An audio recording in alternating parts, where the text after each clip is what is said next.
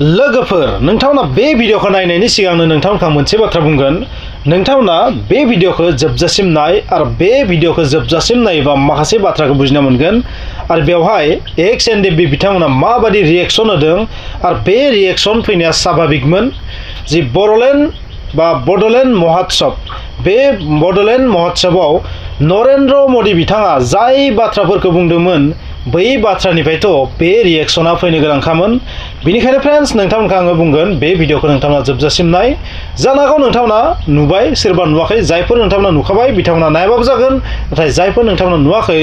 XNDB बिथांमोननि जे reaction powerful reaction बेखौ नोंथांमोना खोनासंनाया दरकार कारण बे रिएक्शना आंथ' सानबाय थादोंमोन दाबो मानो फैयाखै नाथाय बे रिएक्शना फैबाय लास्टआव आरो बेयो जोबोर मोजां जादों होननानै आं बुंगोन कारण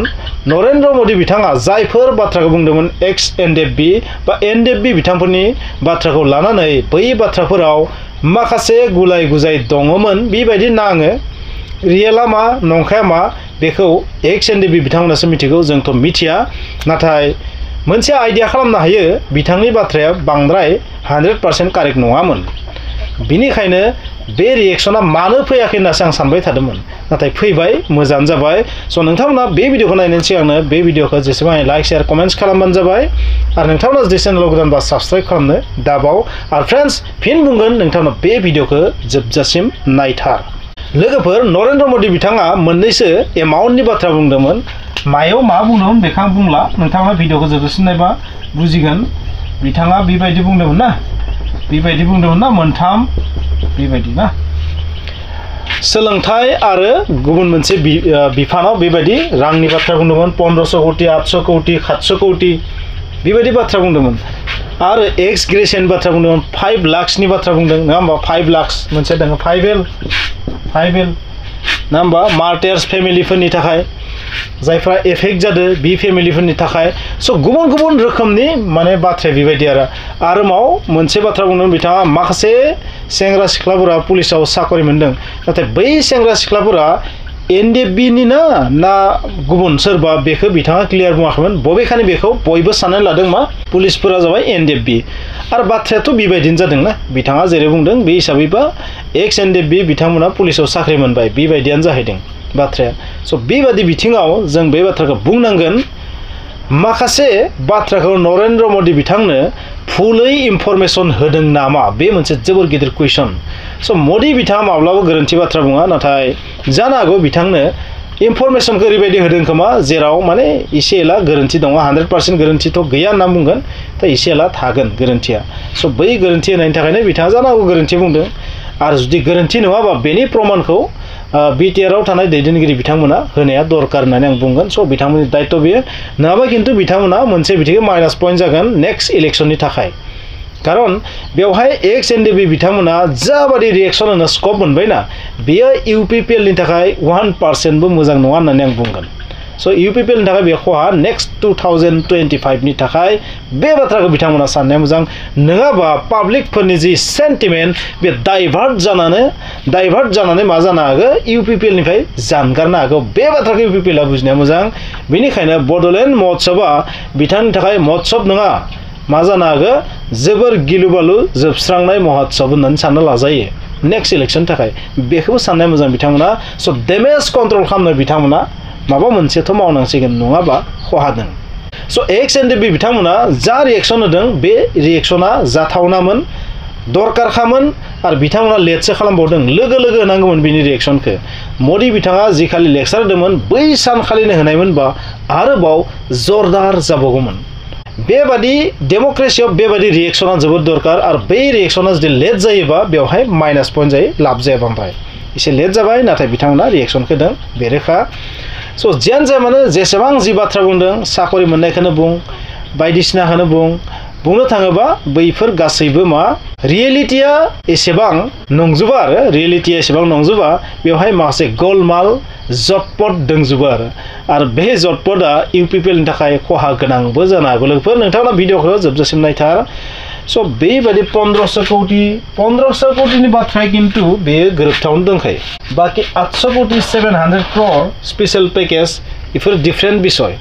बेफोरखौ पाब्लिकआ जानो हागौ मिथिया नाथाय जेब्ला मदि बिथाङा बुंनानै होबाय लोगो लोगो बै बाथ्राखौ बयबो मिथिजोब्बाय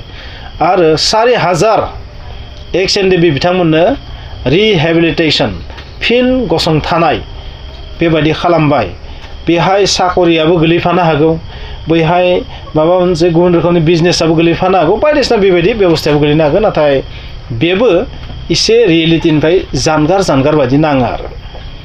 स' जियानो जाया मानो आं बांद्राय बुंनाया मोजां नङा बेखौ बुंनांगौआ जाबाय एक्स एनडिबि बिथांमोना रिएक्सन होनाया स्वाभाबिक आरो बे रिएक्सनखौ सहायनाया दा थानाय सरकारनि डिउटि सहायनांगोन बिथांमोना जुदि बिथांमोना रियेल दंबा बुंनांगोन आरो जुदि बाथ्राया एसे गोनो गोथोबा गोरोन्थिबा सहायनोथ' नांगोन आरो डेमेज कन्ट्रल जुदि खालामनो हायाबा इउपिपिएलआ लस दं आं बेखौल'सो बुंगोन बेवहाय नोंथांमोना आङो रियेलिटिया मा बेखौ बुंनो फैयाखै एक्स एनडिबि बिथांमोना जाय बाथ्राया बुंदों बेखौबो आं रियेल होनना बुङाखै स' नोंथांमोना पलिटिक्सआव ओरैबायदि नुगोन ना रावनिबो बाथ्रायाबो 100% नङा मदिनि बाथ्रायाबो 100% जानो हाया खारन बिनो लेक्सारखौ लिरनानै होदोंना बैहायनो माने एसे गलमाला थानो हागौ आरो एक्स एनडिबि बिथांमोना जाय रिएक्सन होदों बेबो 100% नङा आरो सबसे इन्टारेस्टिं बाथ्रा आं बेखौ बेवहाय बुंगोन प्रमद बर' बिथांखौ औरंजेब होननानै बुंदों स' औरंजेबा मा बुस्थु नङा होमबा औरंजेबा जाबाय मुगल सम्राटमोन बुंनो थांबा मुगल सम्राटनि सबसे अत्याचारी राजानि मादाव बियो सासेमोन बे हिन्दुफोरनि सायाव जोबोर अत्याचार खालामदोंमोन बे हिन्दु मन्दिरफोरखौ सेफायदोंमोन बे हिन्दु मानसिफोरखौ मुस्लिमाव कनभार्ट खालामदोंमोन मोनसे समाव बिनि समावनो बहुत बेबायदि जाथाया जादोंमोन गावनि बिदा फंबायखौ बुथारजोबनानै बिफाखौ जेलाव दोननानै राजा जादोंमोन सम्राट जादोंमोन औरंजेब बे औरंजेबनि बाथ्राखौ सोर मिथिया जाय जारिमिन फराय बिथांमोना बयबो मिथिगौ स' बे औरंजेबजों रुजुदों प्रमद बर' बिथांखौ एक्स एनडिबि बिथांमोना आरो शाहजाहान होनदों सोरखौ नोंथांमोना आइडिया खालामनानै शाहजाहाना सोर जानांगौ जेलाव जायखिनि एनडिबि बिदा फंबायफोरा दङ बिथांमोननि मादाव शाहजाहाना सोर जानो हागौ थारैनो रन्जन दैमारिखौसो बुंनाय जादों नाथाय रन्जन दैमारि बिथांखौ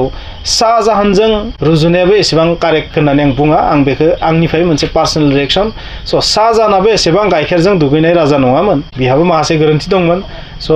एनडिबि बिथांमोनखौ शाहजाहानजों रुजुनाया एसेबां कारेक्ट नङा प्रमद बर' बिथांखौ औरंजेबजों रुजुदों बे पलिटिकेल बाथ्रा नाथाय गावसोरनि दैदेनगिरिखौ शाहजाहान होनना बुंनाया एसे बोरैबा जादों होननानै आं बुंगोन जायखिजाया माने मोनसे कम्पेयार खालामदों आरो शाहजाहान बादि खालामदों होननानै शाहजाहान होनना बुंना लायाखै थेवबो शाहजाहान बादि खालामदों होनना बुंदों आरो होमबा औरंजेबा बिफाखौ जेलाव दोनदोंमोन ना बे बाथ्राखौ बुंदों आरो स' जियानो जाया मानो आंनि बुंनो गोनां बेनो नोंथांमोना भिडिअखौ जोबजासिम नायबानो जाबाय जे मा रिएक्सन होदो बिथांमोना थांनाय 15 थारिखआव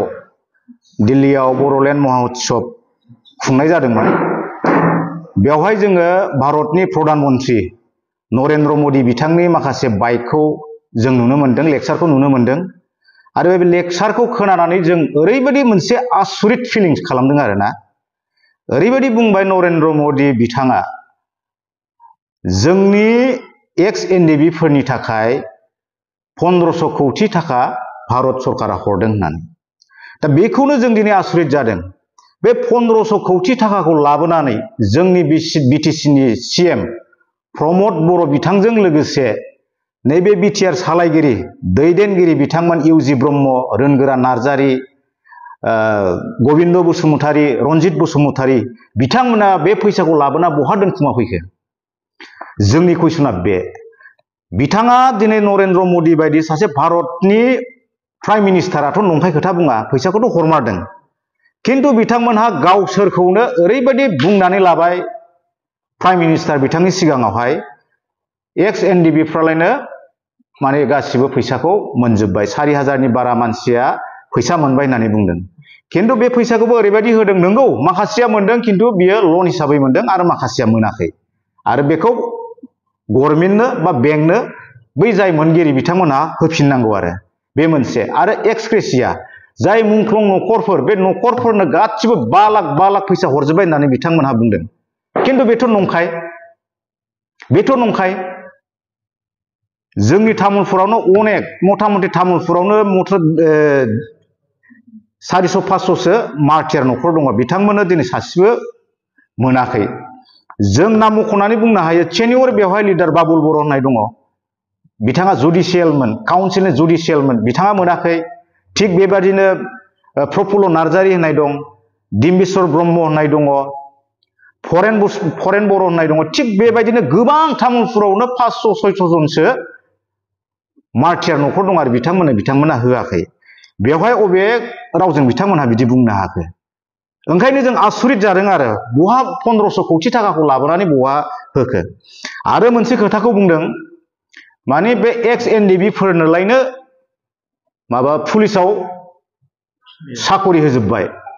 बिनिखायनो प्रमद बर' बिथांखौ जोङो कुइसन खालामदों आसाम पुलिसाव बिथाङा सोर एसपि नि आन्डाराव बबे डिस्ट्रिक्टआव जोंनि एक्स एनडिबि गथ'फ्रा आईसी कनस्टेबल अफिसार जानानै मावनानै दं बेखौ जोंनो लिस्ट होथों मानोना खुगाजों बुंबाल' जानाय नङा बियो बेखौ जोंनो लिस्ट सहकारै जोंनो नांगौ थाबैनो बिथांमोनहा जोंनो होथों बेखौ जोङो कुइसन खालामदों आरो मोनसे खोथाखौ बुंबावदों नरेन्द्र मदि बिथाङा बुंबावदों आसामनि बिकासनि थाखाय आसाम माबानि मा होनदों बिटिआर नि डेभेलपनि थाखाय जौगाखांनायनि थाखाय आसाम सरकारा प्रत्येक बोसोराव 800 कौटि थाखा बिटिआर सरकारनो हरदों होननानै बुंदों जुदि जों पिस एकर्ड खालामदोंब्ला बे फैसाखौ बहा बाहायखो बेखौ जोंनोबो नांगोन बोसोरावनो जुदि 800 कौटि जुदि फैसा हरदोंब्ला मथा मथि दा बोसोरब्रै जाबाय नङा होमबा बोसोरब्रैयाव 3200 कौटि थाखा दिनैहाय बिटिआर गभर्नमेन्टआ मोनबोबाय जिहेतु जोंबो स्टे हल्डार एनडिबि नि थ्रुयैसो नैबे पिस एकर्डआ जादों बिटिआर एकर्ड होनना बुङाखै नरेन्द्र मदि बिथाङा पिस एकर्ड होननानै बुंदों जुदि पिस एकर्ड जामारदोंब्ला बे उन्नयननि फैसाया बहा थांखो स्पेसियेलि बुंदों एडुकेसन आरो हेल्थ सावस्रि आरो सोलोंथाइ बेवहाय बे फैसाखौ हरदों होननानै बुंदों खिन्थु बे 800 कौटि फैसाजों बोसोरसेयाव 800 कौटि मोननाय फैसाखौ बबेयाव खैखान कलेज बिथाङा बानायखो बेखौ जोंनो हिसाब हो आरो मोनबेसे मेडिकेल बानायखो बिथांमोना जोंनो होदो स्पेसियेलि मोननै डिपार्टमेन्टनि थाखाय हरदों होनना बुंदों एडुकेसन आरो हेल्थ बेखौ जोंनो हो जि समाव नरेन्द्र मदिया मानगोनां भारतनि प्राइम मिनिस्टार नरेन्द्र मदिया जिथिया खोथा बुंदोंमोन एनडिबि फोरनो बिदि होबाय होननानै एनडिबि फोरनो साकरि होबाय एनडिबि फोरनो एक्सग्रेसिया होबाय थांनानै थानाय माबाफोरनो फैसा होबाय होननानै 4 लाख करि होबाय होननायाव आरो जेल मुक्त जाबाय केस जोबजोबबाय होननायाव दिनै इउजि ब्रह्ममोनहा दिपेन बर' बिथांमोनहा प्रमद बर'मोनहा ओरैबायदि आखाइ खबबाय जोंथ' लाजिदों बबेयावहाय नुखो बिथांमोनहा बे गासिबो जाजोबबाय होननानै बबेयावहाय पुलिस साकरि होखो बिथांमोनहा बिनिखायनो जों बुंदों ओरैनोल' बुंबा जानाय नङा प्रमद बर' इउजि ब्रह्म गबिन्द बसुमतारी रन्जित बसुमतारी दिपेन बर'मोनहा जोंनो डकुमेन्ट सहकारै लिस्ट सहकारै जोंनो होथों बबे डिस्ट्रिक्टआव जोंनि एक्स एनडिबिफ्रा सोर एसपि नि आन्डाराव आईसी ना कनस्टेबल ना असि जानानै दं ना अफिसार जानानै साख्रि मावनानै दङ बेनि हिसाबखौ जोंनो होथों हायोबा बिथांमोना जों लाजिदों बिथांमोनहा दि बिराद आखाइ खबलाबायदों खिन्थु प्रमद बर' नोंथांखौ जोङो कुइसन खालामदों नोंथांखौ जों बुंदों बे हिसाबखौ नोंथाङा सानसे नङा सानसे जोंनो होथारनांगोन खारन नोंथांनि पावारा सानफ्रामबो जुगामि नङा जों ओरैबायदि लाजिनाय मोनदों सानसे समाव जोङो हाई स्कुलाव फरायनाय समाव भारत जारिमिन जों फरायनो मोनदोंमोन भारत जारिमिनाव औरंगजेबा मा खालामदोंमोन गावनि फंबायफोरखौ बुथारजोबनानै गावनि बिफा शाहजाहानखौ बे जेलाव लाइफ टाइम जेलाव दोननानै बे राजा जादोंमोन थिग बेबायदिनो दिनै प्रमद बर'आ जोंनि एनडिबि सेंग्राफोरखौ गोथाङै बुथारबाय थांनानै थादोंब्लाबो दिनै एनडिबिनो एक्रेसिया एनडिबिनो रिहेबिलिटेसन होनांगौब्लाबो बेखौ बिथाङा दिनै होआखै जोंनि एकर्डआव लिरना लाबोखानाय बायदि जोंनि सेंग्राफोरनो स्पेसियेल रिक्रुटमेन्ट होनांगौमोन आर्मि मिलिटारि पुलिस बैसो थानाय मानसिफोरखौ बेखौ बिथाङा सासेबो होनो हायाखै जेलाव दोनबाय गोथां बिथांमोना थैनानैनो दङ बिथांमोनखौ दिनै बुथारदोंना बुथाराखै प्रमद बर' बिथाङा दिनै जायनिखि जोंनि आन्दलननि फाउन्डार लिडार बे लिडारखौ शाहजाहान बायदि जेलाव जोबथेनानै दोननानै बिथाङा बे औरंगजेबनि आखुजों दिनै जोंनि बिटिसिखौ सासन खालामदों आरो बिटिसिआव दिनै दुखुनिसो माखासे देंखो दामहोदों बिथाङा दिनैहाय। बेनिखायनो बुंदों प्रमद बर' जोंनो हिसाब नांगौ 1500 कौटिखौ बहा गारखो बहा बाहायखो आरो जोंनि एनडिबिखौ प्राइम मिनिस्टार बिथांनो नोंथाङा बुंनाय बायदिनो नोंथांमोनाथ' बुंदों दिनै एक्स एनडिबिफोरखौ पुलिस मिलिटारियाव बा आसाम पुलिसाव सोबाय होननानै नोंथांमोना बुंदों। बिनि थाखायसो दिनै नरेन्द्र मदि बिथाङा दिनै बे बर'नि महा उत्सब दिल्लीयाव स्पष्ट भाबै बे खोथाखौ बुंनो हादों। ओंखायनो जोंनो नोंथाङा थाबैनो जोंनि बे एनडिबि एक्स एनडिबि केडारफ्रा बबे डिस्ट्रिक्टआव सोर एसपिनि आन्डाराव कनस्टेबल जानानै दं ना असि आइसि अफिसार जानानै दं नोंथाङा लिस्ट सहकारै डकुमेन्ट सहकारै जोंनो स्पष्ट खालामनानै होनांगौ। बेखौ जों दिनै नोंथांमोननाव प्रमद बर' इउजि ब्रह्म दिपेन बर'